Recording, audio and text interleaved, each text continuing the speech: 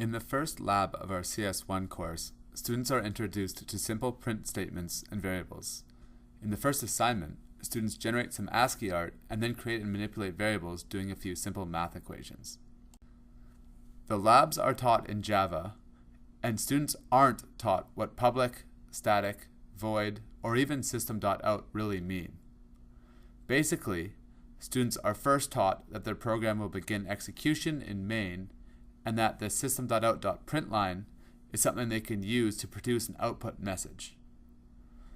After completing their first program, they are also taught a few simple commands so that they are able to compile and execute their Java code using the command prompt. When I talked to Rick about doing something similar in LivelyKernel, he thought that creating a button that displays a message would be similar to the traditional Hello World Java activity. Students would grab a scriptable button and a text box from the parts bin, name their morphs, and then modify the script to produce the Hello World text. The dynamic nature of LivelyKernel makes even testing something as simple as Hello World exciting for the students. We've also talked about how excited we are about the idea of the parts bin.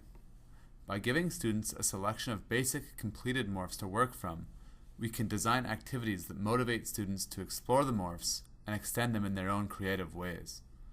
After completing their own extension, students can easily publish their own work and inspect the work of their peers.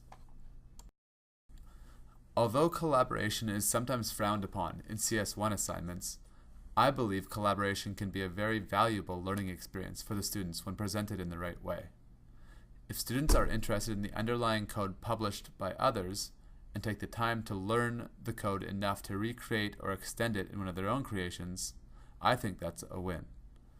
Here, I have extended the Hello World button to start and stop a car I've just created, which I can steer using the steering wheel. Speaking of quote-unquote collaboration, this is another example I've blatantly stolen from Rick.